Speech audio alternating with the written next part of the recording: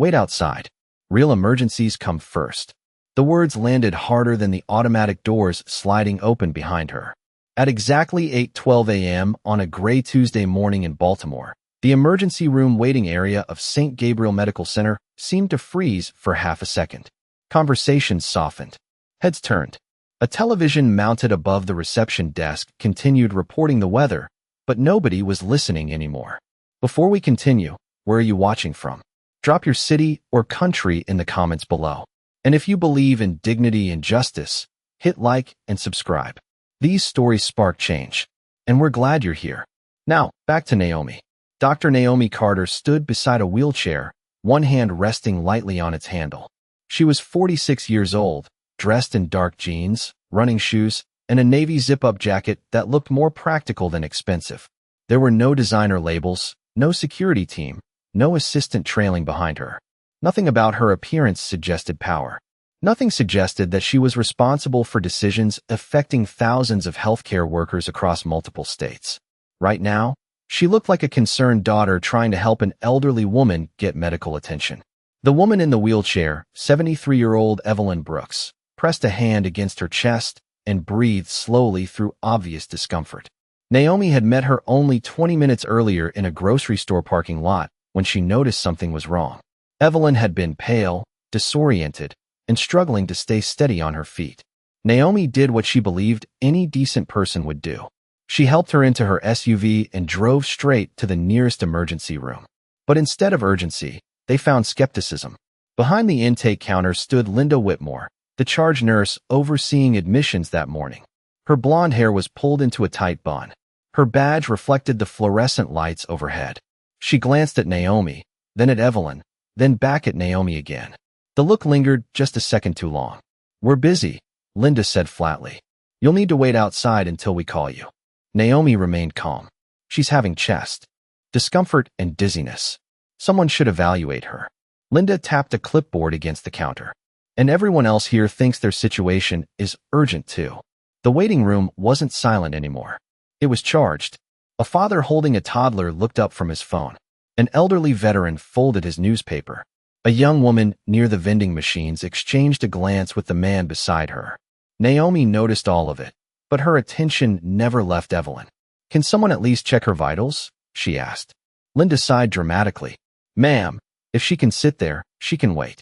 The fluorescent lights hummed overhead. Somewhere down the hallway, a monitor beeped. Outside, a siren passed in the distance. Inside, something else had begun. Naomi looked toward the large digital clock mounted above the registration desk. 8:13 a.m. 1 minute had passed. Neither Linda nor anyone else in the room realized those next 9 minutes would change careers, expose patterns nobody wanted examined, and trigger an investigation that would reach far beyond a single emergency room. For now, though, Naomi Carter simply nodded once, moved the wheelchair toward the designated waiting area, and sat down beside Evelyn. She didn't argue. She didn't raise her voice. She didn't reveal who she was. She just watched the clock. The digital clock above the registration desk changed from 8:13 to 8:14. 2 minutes. Naomi Carter sat beside Evelyn Brooks without saying another word. The emergency room waiting area carried the familiar rhythm of a busy hospital. Phones rang. Computer keyboards clicked. A television weather report played silently beneath a stream of closed captions. People shifted in their seats and glanced toward the intake desk whenever a name was called. Naomi watched everything. More importantly, she watched what was not happening. Nobody had checked Evelyn's blood pressure. Nobody had taken her temperature. Nobody had asked basic screening questions. Evelyn sat quietly, trying not to draw attention to herself. Her breathing remained steady, but her complexion had not improved. Naomi leaned slightly toward her. How are you feeling? Evelyn managed a small smile. I have had better mornings. The answer was light, but it did not hide the fatigue in her voice. Naomi nodded and looked back toward the intake counter. Linda Whitmore was laughing with another staff member while reviewing paperwork. There was no urgency in her movements. No indication that she remembered the woman she had told to wait. 3 minutes. Across the room, a young intake clerk named Ethan Brooks glanced toward Evelyn's chair. He had noticed her when she arrived. Something about the situation bothered him. During orientation, Every employee was taught the same principle. Evaluate first. Determine priority second. Yet this patient had been sitting untouched since arrival. Ethan turned toward a computer terminal and quietly reviewed the intake notes entered by Linda. His eyebrows narrowed. The information was incomplete. Several required fields were blank. He looked up again toward Naomi and Evelyn. The feeling in his stomach worsened. For minutes, Naomi remained calm. To anyone watching, she appeared patient, almost detached. But she was measuring every detail. The delay, the interactions, the body language, the decisions. For nearly 6 months, anonymous complaints had reached her office from facilities across the healthcare network. Patients describing disrespect, families reporting dismissive treatment, stories difficult to verify individually but troubling when viewed together. That was why she had begun visiting facilities without notice. No executive assistants, no security details, no reserved parking spaces, just observation. The truth always behaved differently when nobody knew who was watching. A nurse walked through the waiting area carrying a clipboard. She paused near another patient, asked a few questions, and escorted him through secured doors. Naomi noticed Evelyn had arrived before him. 5 minutes. The room felt different now. Not louder, heavier. A middle-aged man reading a magazine lowered it and glanced toward Evelyn. A woman near the coffee machine frowned as she looked between the wheelchair and the registration desk. People were beginning to notice the same thing Ethan had noticed. At the counter, Ethan finally stood and approached. Linda. He spoke quietly, careful not to attract attention.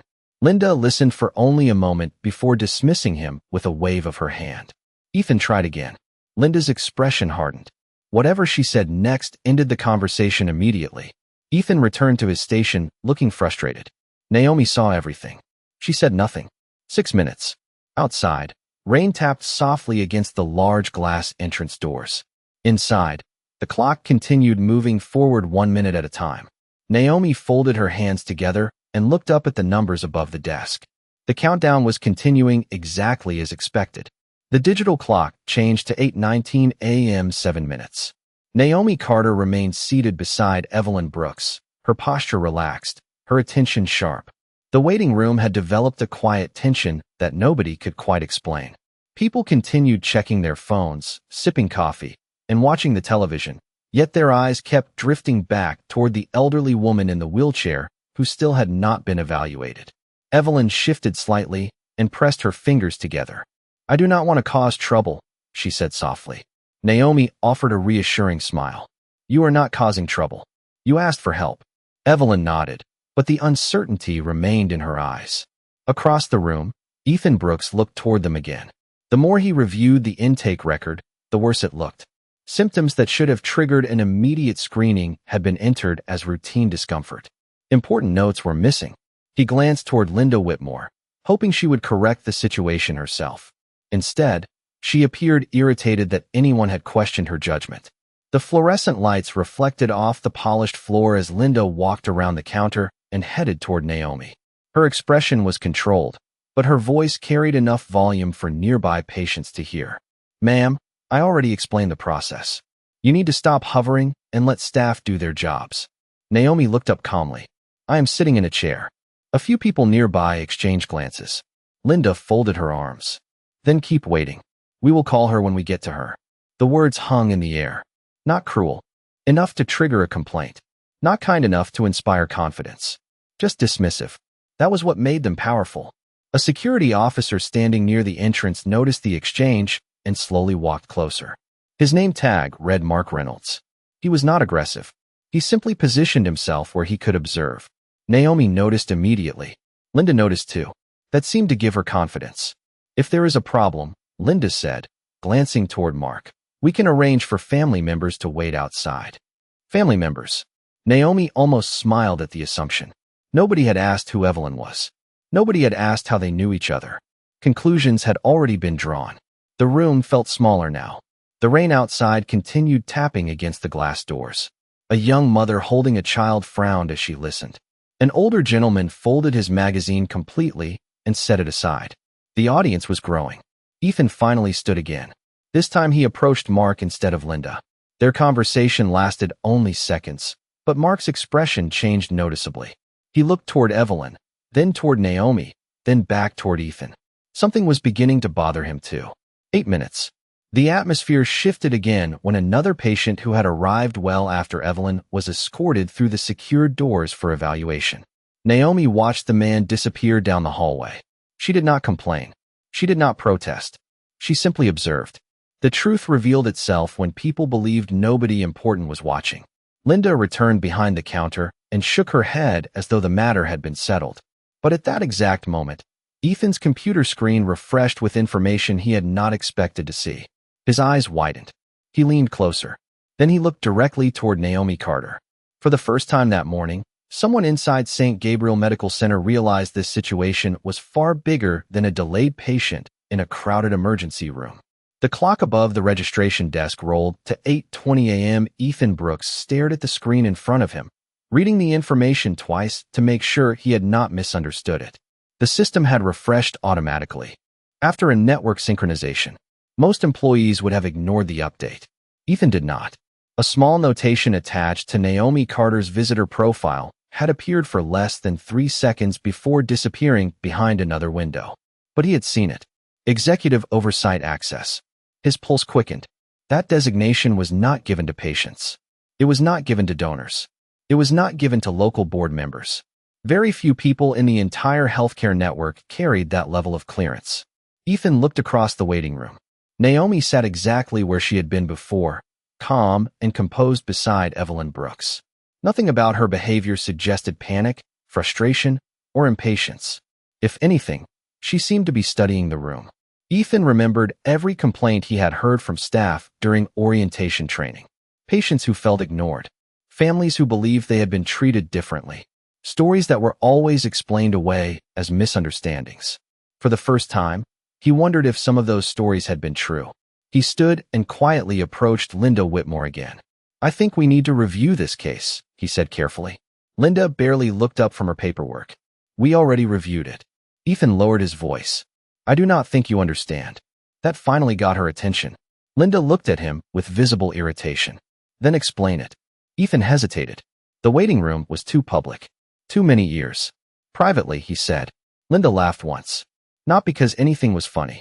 Because she believed the conversation was ridiculous. "There is nothing private about this. We have real patients to take care of." The response carried farther than she intended.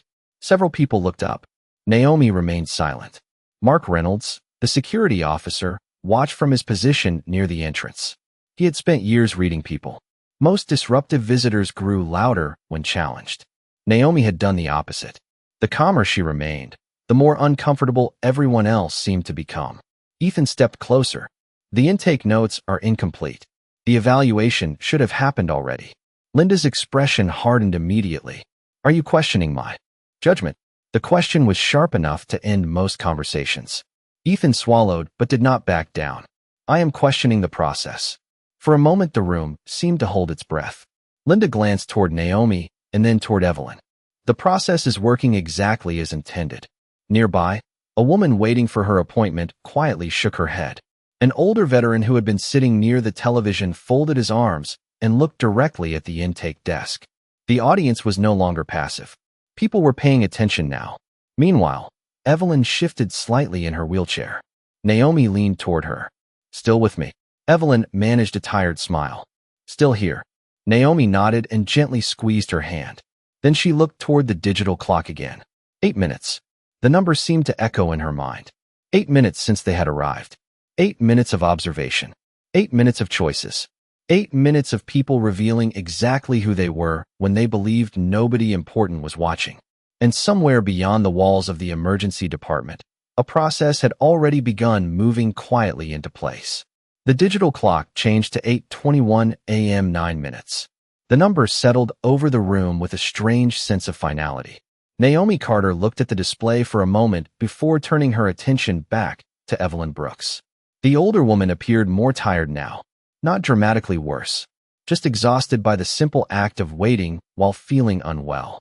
Naomi had seen that look before. Years ago, decades ago, long before boardrooms, hospital networks, and executive meetings became part of her daily life.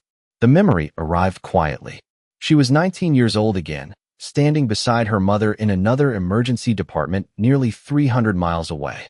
The waiting room had looked different, but the feeling was exactly the same. Bright lights, plastic chairs, a receptionist who never quite made eye contact. Her mother had complained of dizziness and pressure in her chest. They had waited, then waited longer. Every question had been met with another delay.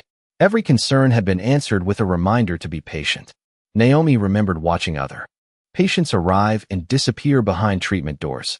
She remembered wondering what invisible rule she did not understand.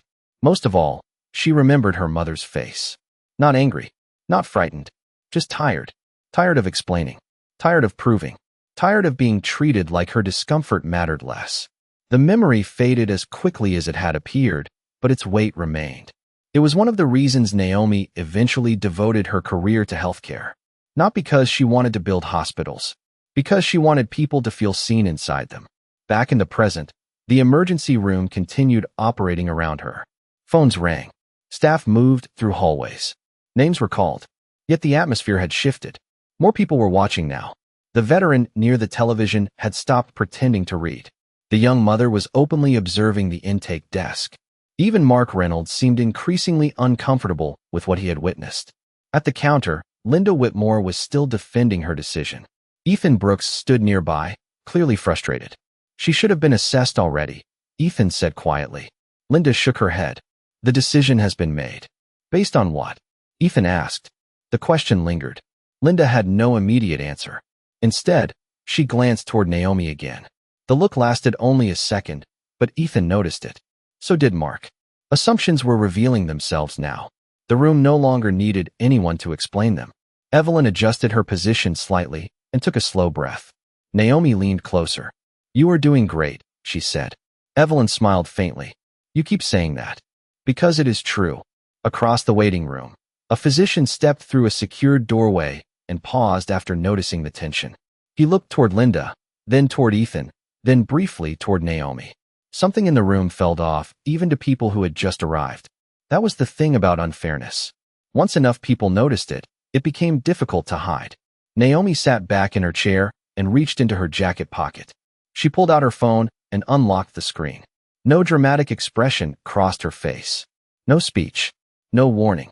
Just one brief message sent away. Secure contact. For words. Protocol 7. Begin review. The message left her phone at exactly 8:21 a.m. somewhere beyond the walls of the emergency department. Systems were already waking up. The message traveled far faster than anyone in the emergency room realized. Hundreds of miles away, inside a secure operations center, a notification appeared on a compliance dashboard reserved for the highest levels of oversight. Protocol 7. Begin review. Within seconds, encrypted systems started collecting information. Intake records, timestamps, patient flow reports, security logs, internal complaints. No alarms sounded. No dramatic announcements were made. The process moved quietly, like a current beneath still water. Back in the waiting room, nobody knew any of that. Linda Whitmore continued working behind the intake desk with the confidence of someone who believed the situation was finished. Ethan Brooks returned to his workstation, but his attention kept drifting toward his monitor. New alerts had begun appearing. Small things at first. Access requests, verification prompts, administrative reviews. None of them were normal. Mark Reynolds noticed it too. He had worked hospital security for almost a decade. He knew what routine looked like. This did not feel routine. The physician who had briefly paused earlier approached the intake area and quietly asked Ethan a question. Ethan pointed toward a screen. The doctor's expression changed immediately. Not fear. Not panic. Recognition. The kind that comes when someone suddenly understands they are standing in the middle of a much larger story. Meanwhile, Naomi Carter remained seated beside Evelyn Brooks. The older woman looked slightly more comfortable after receiving a bottle of water from another patient who had been watching the situation unfold. People are kind, Evelyn said softly. Naomi smiled. Most people are. Around them, the waiting room had transformed into something unusual. Nobody was openly speaking about what had happened, yet everyone seemed aware of it. Conversations lowered whenever Linda walked by. Eyes followed the interactions at the intake desk. A young mother shook her head after watching. Another patient received attention despite arriving later. The veteran near the television muttered something under his breath and folded his arms tighter. Fairness had become the subject nobody was discussing and everybody was thinking about. At 8:24 a.m., Ethan's screen refreshed again. This time the notification remained visible. Active compliance review. Facility level. His heart skipped. That designation never appeared without authorization from the very top of the organization. Ethan slowly looked across the room toward Naomi. She did not acknowledge him. She did not need to. The answer was already obvious. He stood and approached Mark Reynolds. "Something is happening," Ethan said quietly. Mark glanced toward the monitor. His eyes narrowed. "What kind of something?" Ethan hesitated. "The kind that usually involves executives." The words landed heavily. Mark looked back toward Naomi. She was still sitting beside Evelyn, speaking gently and checking on her comfort every few minutes. Nothing about her behavior suggested power. Yet somehow the entire building seemed to be changing around her. Behind the intake counter, Linda remained unaware. She continued entering notes into the system until her workstation suddenly displayed a request for verification. Then another. Then another. Her confident expression faded slightly. For the first time that morning, uncertainty entered the room. And somewhere above them, inside offices far removed from the emergency department, people were already reviewing every choice made during the last 12 minutes. At 8:26 a.m., the emergency room doors opened again. This time nobody rushed in. Nobody raised a voice. 3 people in business attire entered quietly and walked directly toward the intake area. Their badges were not hospital badges. Their expressions were calm, professional, and impossible to misread. Ethan Brooks recognized the logo immediately. Compliance Division. His stomach tightened. Mark Reynolds straightened where he stood. Even the physician near the nurse's station seemed to freeze for a moment. Linda Whitmore looked up from her workstation with visible confusion. "Can I help you?" she asked. The woman, leading the group, offered a polite smile. "We are here regarding an active review." Linda frowned. A review of what? The answer came with remarkable simplicity. This facility. The room fell quiet. Not completely silent. Just still enough for people to sense that something important was happening. The veteran near the television lowered his newspaper entirely. The young mother stopped scrolling through her phone. Conversations faded. The waiting room had become an audience. The lead investigator approached Ethan first. A few brief questions were exchanged. Then she reviewed his screen. Her expression remained neutral, but she nodded once as though confirming information she already expected to find. Linda stepped around the counter. There must be some mistake. The investigator turned toward her. "We will determine that." The words were calm, professional, final. Naomi Carter remained seated beside Evelyn Brooks. She had not moved. She had not interrupted. She had not announced herself. Yet the entire atmosphere of the building now seemed to orbit around her quiet presence. One of the investigators glanced across the room and immediately spotted her. Their eyes met. A subtle acknowledgement passed between them. Nothing dramatic. Just recognition. Mark Reynolds noticed it. Ethan noticed it too. Linda did not. Not yet. "What exactly is this about?" Linda asked again. Her confidence was beginning to crack. The lead investigator opened a tablet and reviewed several entries. Patient intake procedures. Screening delays. Documentation irregularities. Prior complaints. Each phrase landed heavier than the one before it. Linda's face lost color. Around the room, people exchanged looks. The complaints. The delays. The patterns. Suddenly, the morning no longer felt like an isolated misunderstanding. It felt like part of something larger. Then the investigator closed the tablet and turned toward Naomi. "Dr. Carter," she said respectfully, "we are ready whenever you are." The waiting room froze. Linda blinked. Ethan looked down for a second, almost relieved to finally hear the truth spoken aloud. Mark Reynolds exhaled slowly. Naomi stood from her chair with the same calm composure she had carried all morning. She adjusted her jacket and looked first at Evelyn, then at the room around her. Every eye followed her. Linda stared in disbelief. "Dr. Carter?" Naomi met her gaze. Her voice was steady and measured. "You asked me to wait outside an emergency department built by the healthcare system I spent 20 years helping create." Nobody spoke. The fluorescent lights hummed overhead. Somewhere down the hallway, a monitor beeped. The room itself seemed to pause. Naomi continued. "But that is not why we are here. Linda's expression shifted from confusion to fear. Naomi took one step forward. The real issue is how many people were treated this way before today when nobody was watching. For several seconds, nobody moved. Linda Whitmore stood frozen beside the intake desk, staring at Naomi Carter as though the explanation she had just heard refused to fit inside her understanding of the morning. The waiting room felt different now. Not tense. Certain. Pieces that had seemed disconnected only moments earlier were suddenly forming a clear picture. Ethan Brooks lowered his eyes briefly, relieved that the truth no longer depended on him trying to convince anyone. Mark Reynolds straightened his posture and quietly stepped back. The situation he thought he was monitoring had become something else entirely. The lead compliance investigator opened her tablet again. Dr. Carter authorized a facility review 9 minutes ago, she said. Since then, our team has completed a preliminary audit of intake records associated with this emergency department. Linda swallowed hard. A preliminary audit? The investigator nodded. Yes. She turned the screen toward her colleagues. We identified multiple cases over the last 12 months involving delayed assessments, incomplete documentation, and complaints that were closed without escalation. The words landed heavily across the room. Nobody needed them explained. The meaning was obvious.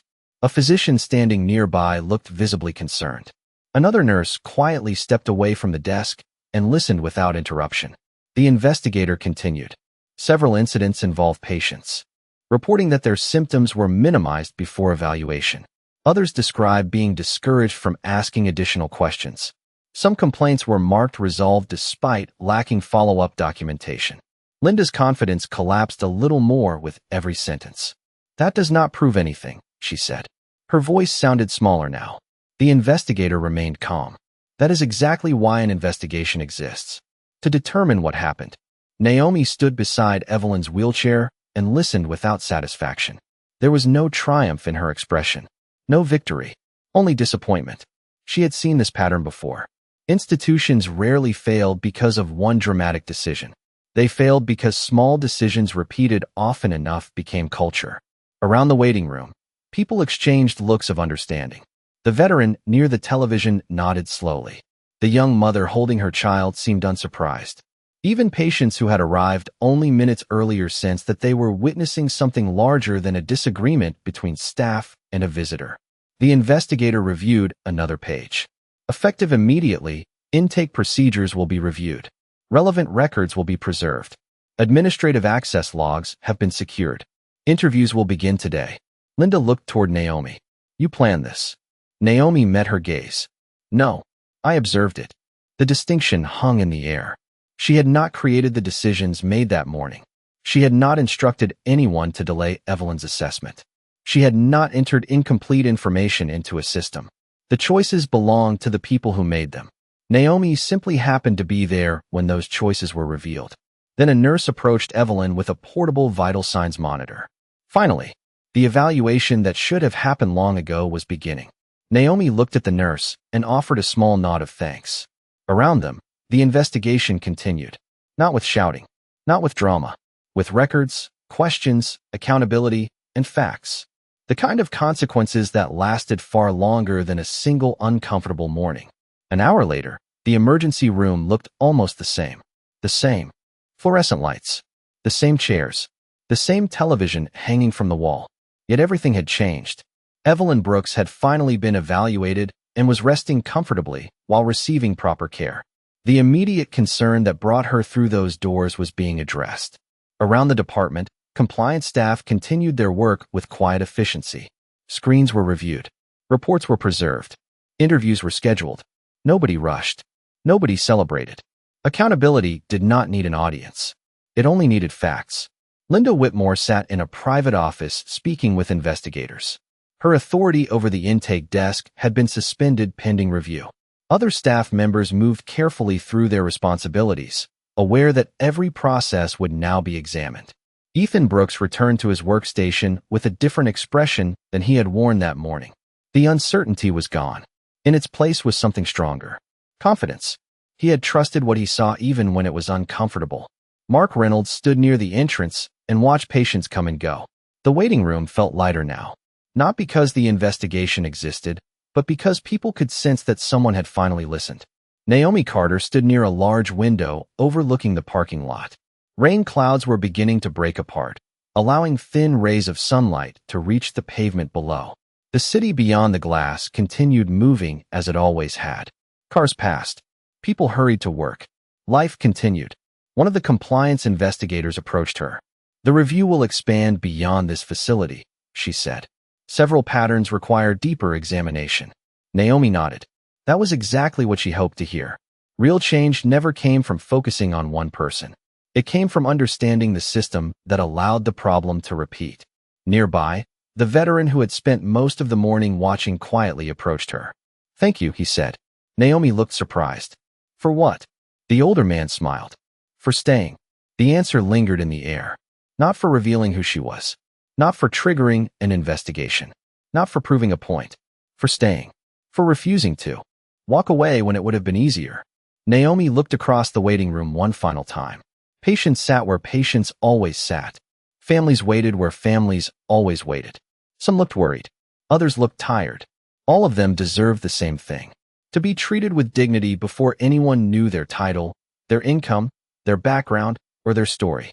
She turned toward the investigator and then back toward the room. Her voice was calm, but every word carried weight.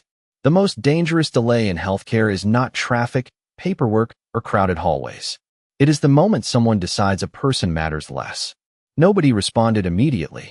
They did not need to. The truth had already settled over the room. Naomi picked up her jacket and prepared to leave. The investigation would continue for weeks. Policies would be reviewed. Decisions would be made. Improvements would follow. But the lesson had already arrived.